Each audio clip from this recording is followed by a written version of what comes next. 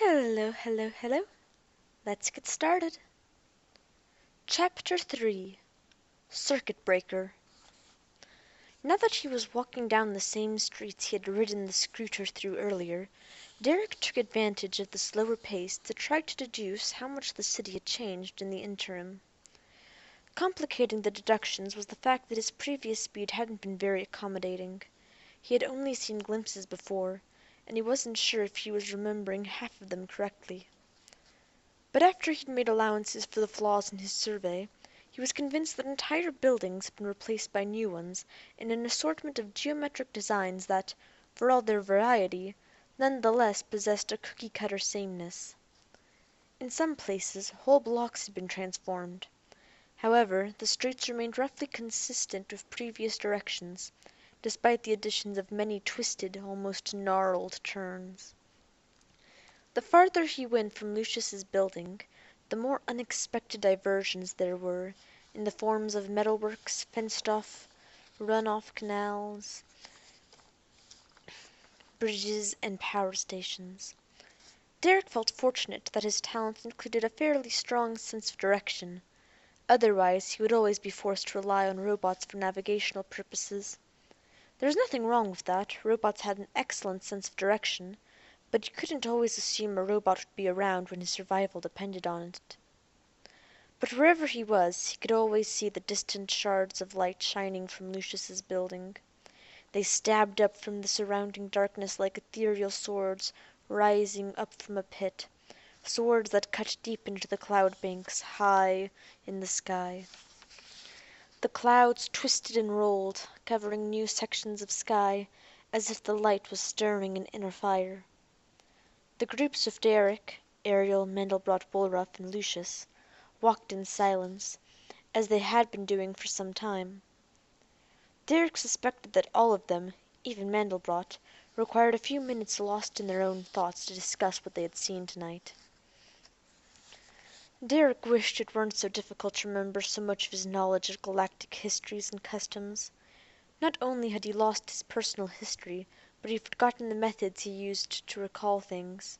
He'd lost his entire mental filing system, and been immersed in doing something, such as fixing a robot, before it came back to him. He did not like this state of affairs because he did not like to think that he and Ariel, both of whom were mentally handicapped at the moment, were the only ones who had ever encountered robots that were capable of searching, creative thought. He wondered if originality in humans was the result of logical thinking as much as transcendent inspiration. Besides, who was to say that robots didn't possess subconscious minds of their own, minds capable of generating their own brands of inspiration, neither superior nor inferior to those of humankind, but merely separate? After all, humans themselves hadn't been aware of the existence of the subconscious mind until it had been defined by primitive scientists and doctors, before the era of colonization. Had anyone ever bothered to make similar explorations into the mental depths of robots? It frightened Derek to think that he had the potentially awesome responsibility of witnessing the robots during, and potentially midwifing them through, their mental birth pains. He hardly felt qualified. But then again, I'm not the type to miss an opportunity, either, he thought. Creative robots might be able to make the conceptual breakthrough I need to have them find a cure for Ariel's ailment. Her disease was the reason for her exile from Aurora, whose population dreaded diseases of all sorts. They'd managed to rid themselves of most illnesses, but whatever it was that Ariel had contracted, it was beyond the grasp of Auroran medical science. The doctors there had been able neither to diagnose nor cure what ailed her. The diagnostic robots here were completely stymied, and Derek himself had made exactly zilch headway. Perhaps a team of creative robots, whose inspirational talents leaned toward the science rather than the arts, could succeed where he had failed. But first, Derek had to understand as much as he could about what was happening now, to Lucius, the Harry, and the others, and even to the Ebony. He had long since formulated his line of questioning, but he decided to wait because he was reluctant to break the spell of silence that had fallen among the members of the group. Besides, Derek thought it was no use trying to pull Ariel into a conversation. She walked with her shoulders slumped and her hands behind her back. Her expression was pensive, her eyebrows narrowed. Derek knew from bitter experience that it did no good to engage her when she was this way. She rarely cared to have her depressed moods interrupted, rationalizing the unhealthy tendency by claiming the moods belonged to her, and she preferred to enjoy them while she still had them. "Well, she'll come out of her shell when she's ready," he thought. "I just hope this current episode of introversion isn't the result of her disease." Of course, it was always possible that she wanted a little bit of attention and was reacting badly to the fact she wasn't likely to get it. He had just decided to risk taking a few unkind words from her, in the hopes of pleasantly surprising her, when Lucius surprised him by taking the initiative and breaking the silence. "Were you pleased with my creation?" the robot asked. "Forgive me if I seem to be overstepping the boundaries of politeness, but I'm naturally interested in your human reaction." "Yes, absolutely, I'm pleased. It's unquestionably one of the most spectacular buildings I can recall ever having seen." It was an easy enough compliment, because he could recall so little, just jumbled images of Aurora, and what he had seen since awakening with amnesia. "The question is, were you satisfied?" "The building seems adequate for a first effort. Already its logical shortcomings seem all too obvious to me." "But not to others. Your circuits will be warmed to know." "Yes, you are correct, they are," he replied, "and they are warmed, too, by the fact that I have found some strange sense of purpose resolved in seeing the final product. Now my mind is free to formulate my next design. Already it seems inappropriate to dwell overmuch on past accomplishments. I found that by looking on your building I personally experienced what I've always assumed humans to mean by the thrill of discovery," said Mandelbrot, with a measured evenness in his words that he never used while speaking to Derek. "Indeed, my posteronic pathways concentrated easily on it." "Then I am grateful," said Lucius. "So am I," said Derek. "I don't think I'm exaggerating when I say I felt almost privileged to be viewing the structure." "Then I am doubly gratified," said Lucius. "In fact, I would go so far as to say that never before in human history has a robot produced such a composition." "Never before?" said Lucius. "Surely I would have thought that elsewhere." The robot shook its head, as if to assimilate the ramifications of the notion. The effect was disconcerting, and for an eerie moment Lucius reminded Derek of what a human might act like if he had a nervous tic. "I'd like to know what prodded you to think in terms of art in the first place," Derek said. Lucius responded by suddenly standing perfectly still and staring blankly straight ahead. Everybody, including Ariel, stopped walking. Something seemed terribly, terribly wrong. Derek felt an awful wrenching in his gut. Not since he had woken alone and amnesiac in the life pod had he felt such dread. For Lucius's words had definitely indicated he had assumed he was merely the first robot in Robot City to produce art. It was hardly unreasonable on the face of it to assume that elsewhere, among the spacer societies, other robots routinely conceived art and labored to make it reality. Robots are not programmed to take initiatives, especially those whose consequences are as yet unknown. They routinely rationalize anything, and freely expound upon the logic justifying every deed, and Derek felt certain Lucius's immobile stance was the outward sign of what was happening in its brain, where its circuits were grappling with the inescapable fact that it had taken an unacceptable initiative, but were incapable of justifying it rigorously. As a consequence, Lucius's brain was in danger of overloading. It would die the robotic death of posteronic drift, an irreparable psychic burnout, thanks to an inherent inability of its programming to resolve apparent contradictions. Derek had to think fast. The body could be fixed up after the disaster happened, of course, but the worthless brain would have to be chucked into the recycler. The special circumstances that had brought about Lucius's capacities for intuitive leaps might never again be duplicated. An angle. I need an angle to get inside Lucius's mind, Derek thought. But what? "Lucius, listen to me very carefully," he said through tense lips. "Your mind is in danger. I want you to stop thinking about certain things. I know there are questions in your mind. It is essential to your survival that you deliberately close down the logic circuits preoccupied with them. Understand? Quickly! Remember, you're doing this for a reason. You're doing this because of the third law, which dictates that you must protect yourself at all times. Understand?"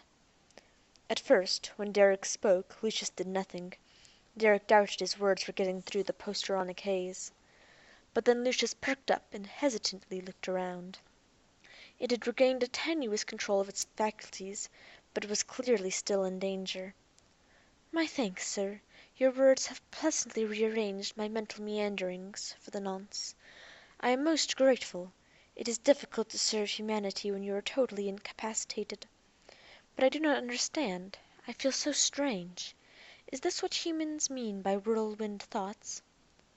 "Don't even think about your physical efficiency," said Derek anxiously. "In fact, I want you to direct your integrals only to those precise subjects I suggested." "Sir, I must respectfully point out that that is impossible," replied Lucius. "Perhaps I can impart some information to him that will assist you, master," said Mandelbrot. Derek nodded approval, and Mandelbrot then said to Lucius, "Permit me to introduce myself, comrade. My name is Mandelbrot, and I am a robot. But not a robot like you. You were built in a factory here in Robot City, but Master Derek personally built me. He constructed me from used parts he was given access to by an alien holding him prisoner against his will. Master Derek may not know the particulars of his past life, but he is certainly a superior roboticist. He can help you reason out of your dilemma." "Right now, reasoning is so difficult." Lucius was slipping fast down into a dream stream of his own making. His sensor glow progressively dimmed and unusual cankerous noises emitted from inside his body. "All right, Lucius," Derek said. "I want you to think back very carefully on what you remember. Everything you can about what happened to you, a few hours before you first conceived of the building. I want you to slowly, carefully tell me the truth. Don't worry about any apparent discrepancies. If something appearing dangerous to you comes up, we'll take care of it before we go on. Just remember one thing, okay?" Lucius did nothing. "Okay?" Derek repeated more insistently. Lucius nodded. "Excellent. Just remember that, as a general rule, the contradictions of the moment are eventually erased in the cool light of sublime reflection. Can you remember that?" Lucius did not answer, did not move. "Answer me!" Frustrated, he tapped the shell of the robot's temple. The sound reverberated from the buildings. Finally Lucius nodded. "I understand," it said simply. "A suggestion, master?" inquired Mandelbrot. "Anything. Just be quick about it." "Lucius's problems stem from its belief that, by programming its building into the city, it has failed to adhere to the three laws, and hence has strayed from the path. Its conversation with the ebony back in the square may have contributed to the posteronic imbalances, but mere words would have no effect if Lucius had not already been subliminally alerted to the possibility." "This is a suggestion?"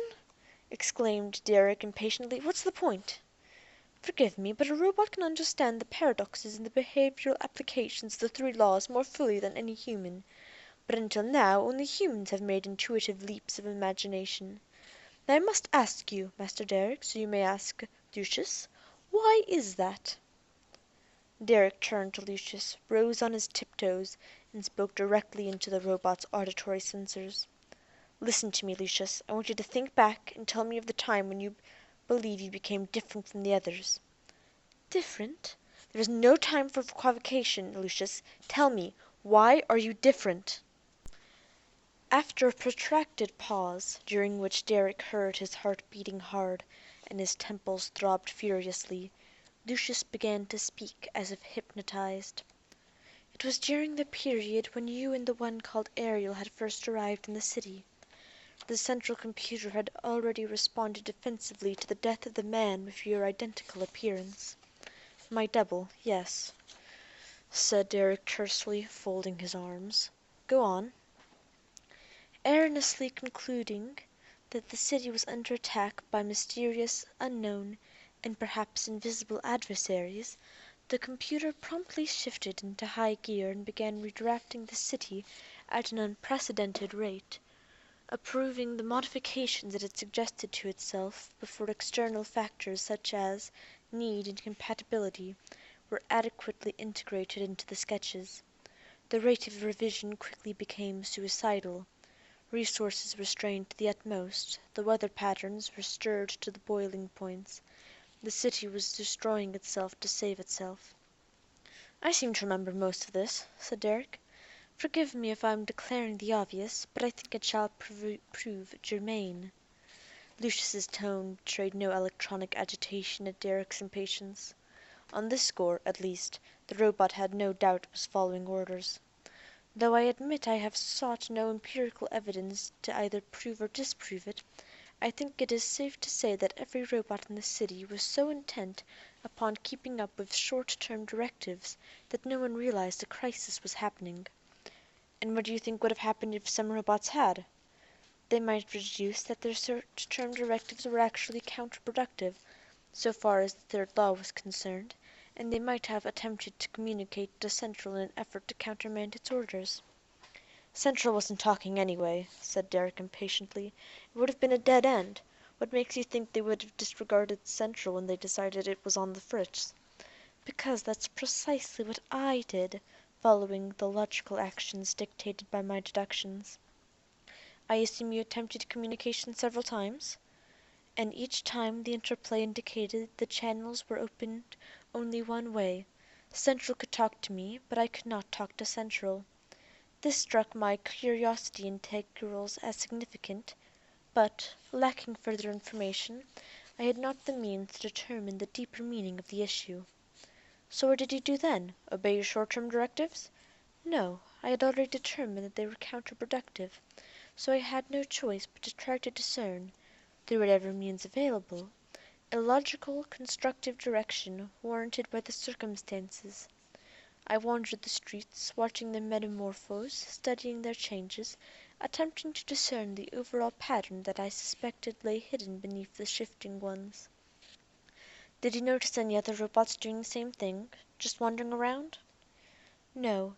Other robots I saw were simply going about their assigned activities, automatically performing the routines regardless of the supranormal rate of change. It was not complimentary to think so, but I viewed them, on one level at least, as mindless beings, who went about doing as they were told without ever stopping to consider the long-term consequences of their actions. The entire situation was unacceptable, but what could I do? I could only conclude that all my opinions were just that, opinions, and mine were not inherently better than theirs." "Is that when you thought of it, when you conceived of your building?" "If you will remember, there was a series of torrential downpours at the time. The robots gradually shifted the bulk of their activities to stemming the environmental tides, but remained incapable of perceiving the root of the disaster. The significance of how this turn of events commented on the superficial way we accepted our customs could not escape me, and the blind acceptance seemed contrary, in some ways, to my programmed purpose of being." "And what exactly was the comment?" Derrick asked. "Just then I could not be certain. There seemed to be no concrete train of logic setting the proper precedent." "Well, please go on. You're doing very well. So far as I've seen, no violation of the laws. You've got nothing to worry about. You only think you do." "I decided that I had derived as much empirical evidence of the city, as seen from the sidewalks, as would be useful. I needed to see the sky and rainfall clearly, unobstructed by the buildings, as much as a human in an analogous situation might want to." Derrick shrugged. "Go on." "Once the idea came to me, I acted immediately. So intent was I on my goal that I neglected to appreciate what my senses otherwise perceived quite clearly. The city streets beneath me had begun to undergo a kind of trembling that disguised any vibrations the rain and the wind might be causing.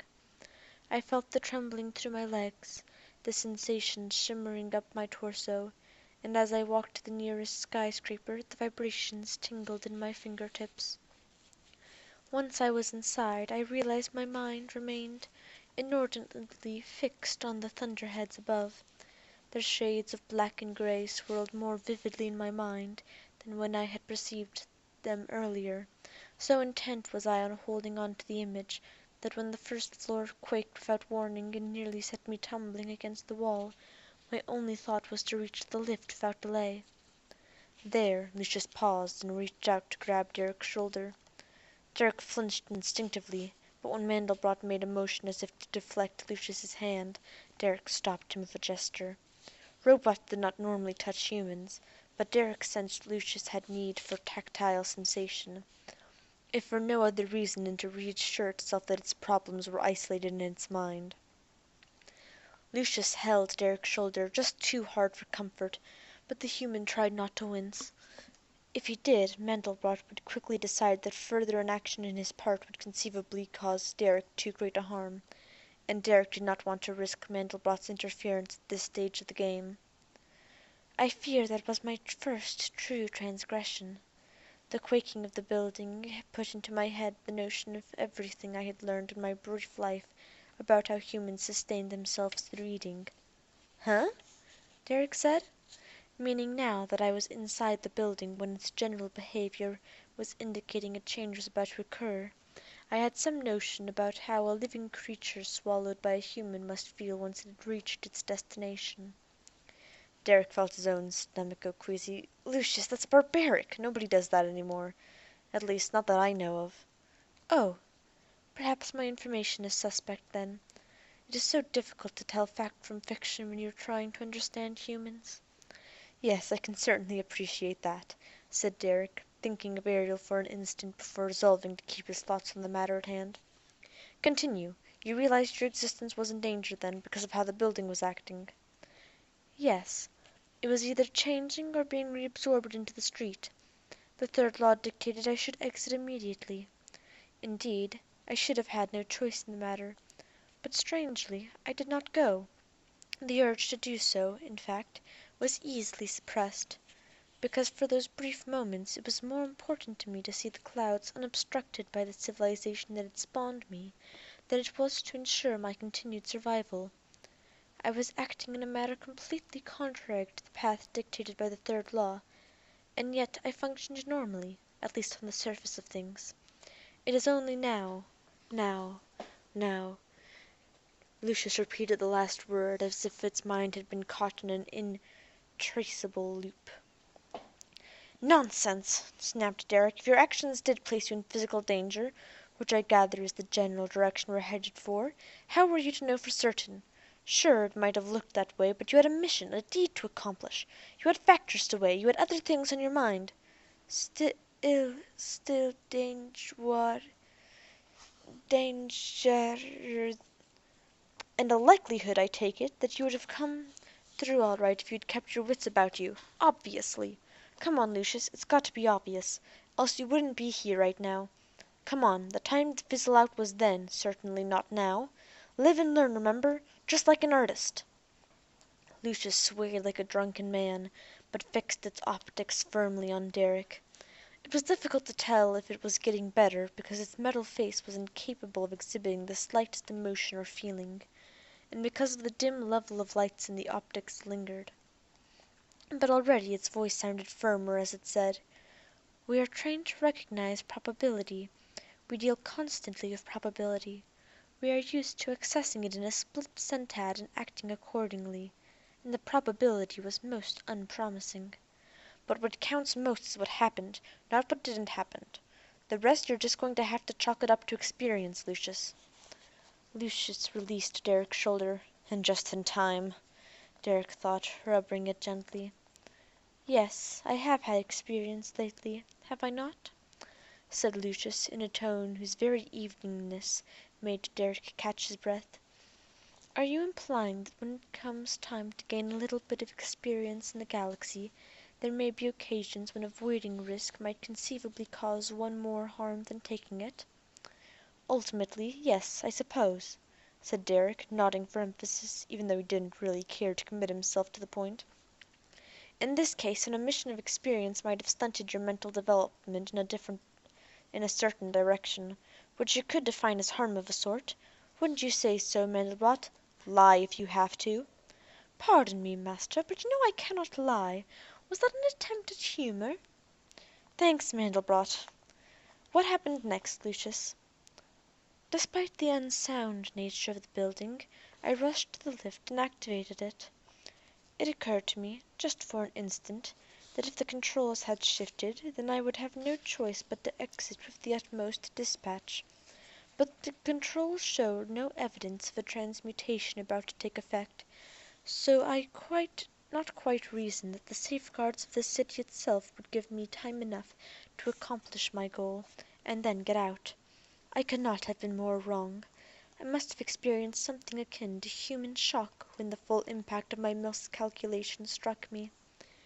For when the lift had taken me approximately halfway up the building itself ruptured, its foundations dissolved, its walls merged into a chaotic stream that first swept me up and then remorselessly carried me down toward the surface.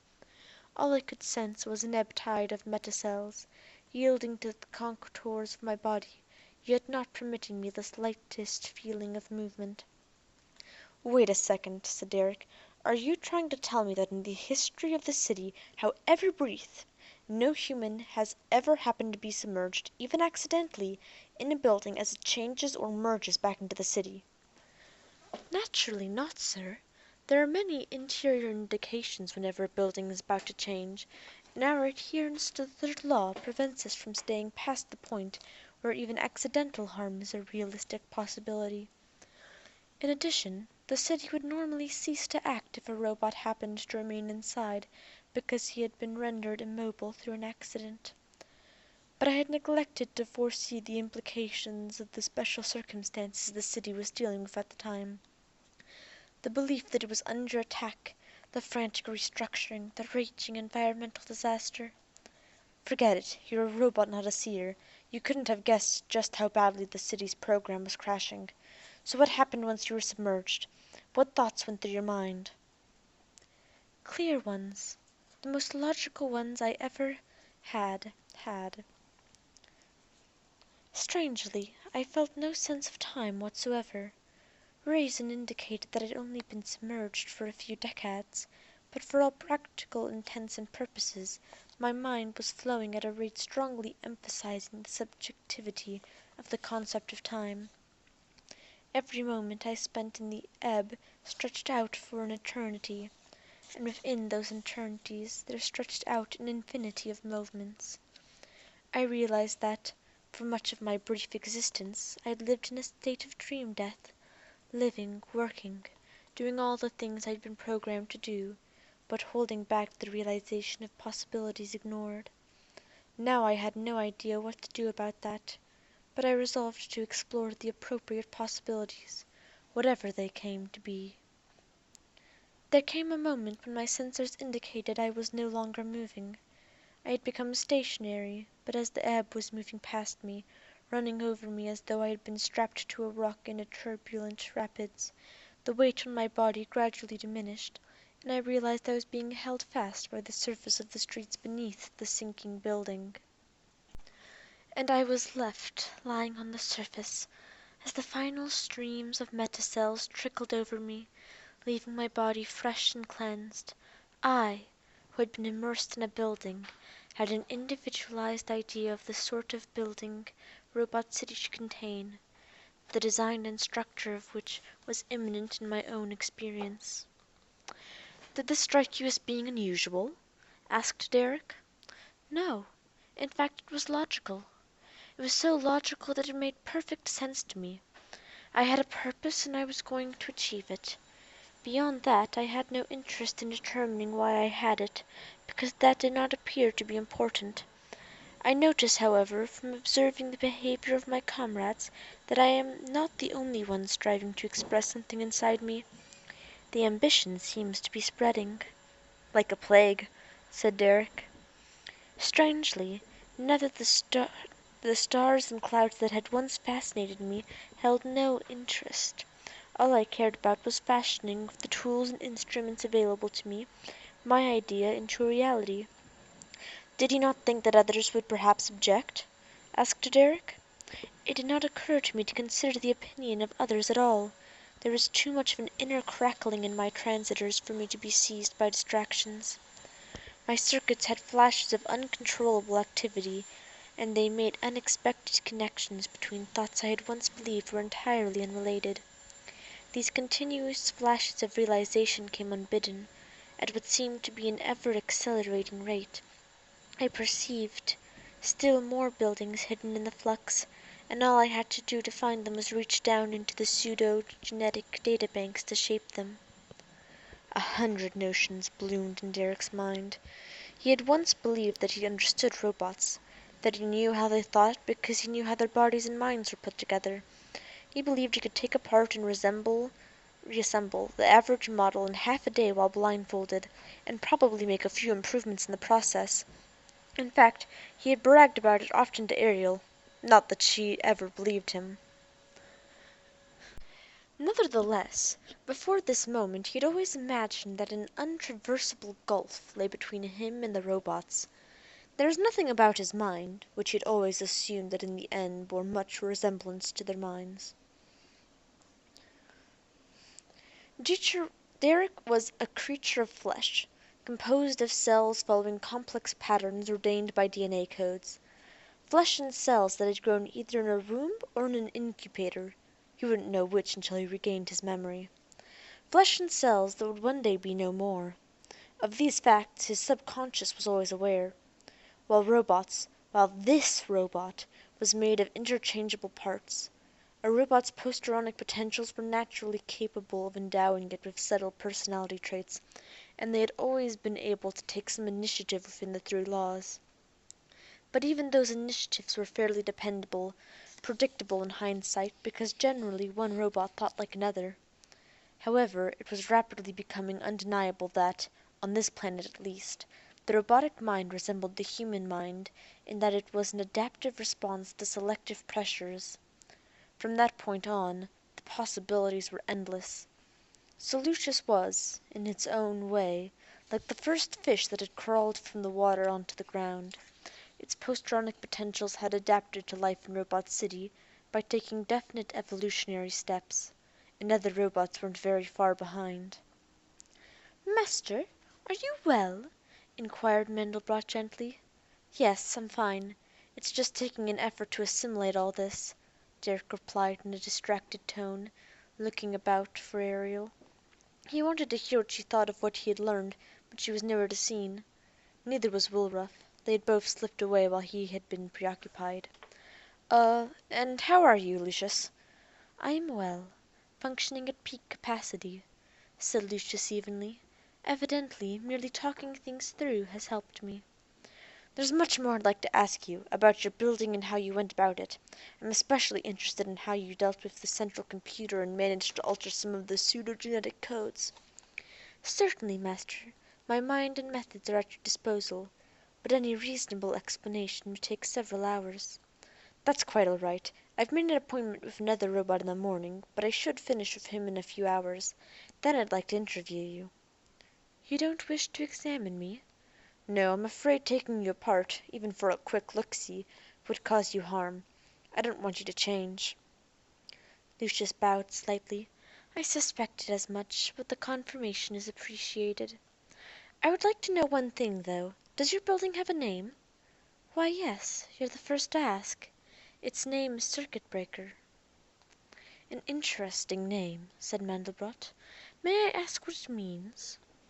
"You may ask," replied Lucius, but that was all it said. "Mandelbrot, I want you to do me a favor," said Derek. "Certainly." "Find Ariel and keep an eye on her. Don't let her find out you're around. Obviously she wishes to be alone, but she obviously can't be in her condition."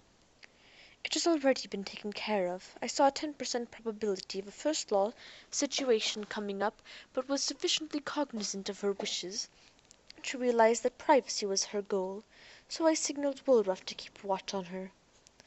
Derek nodded. "Good." He felt vaguely ashamed that he hadn't been on top of the situation earlier.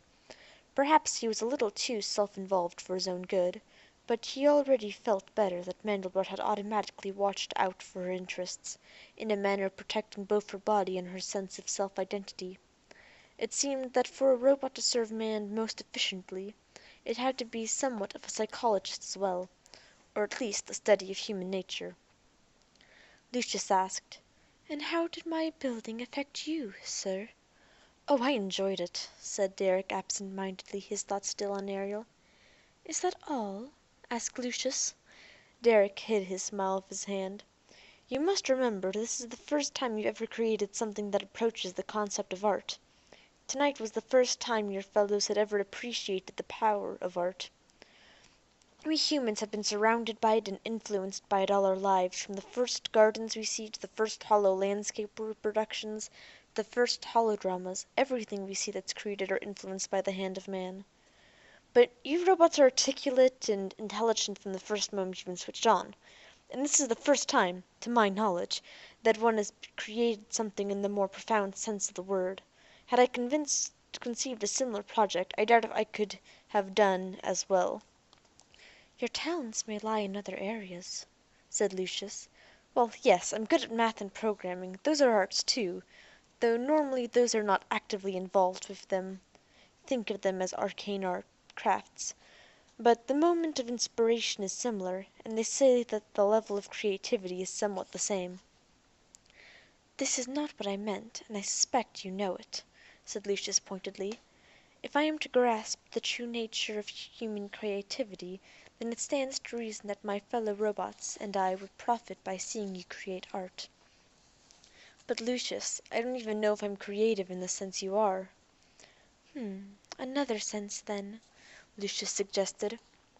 I'll think about it, but right now I've got other things on my mind." "As you wish. But it is perhaps unnecessary to add that our study of the law of eumenics would benefit greatly from any creation you'd attempt."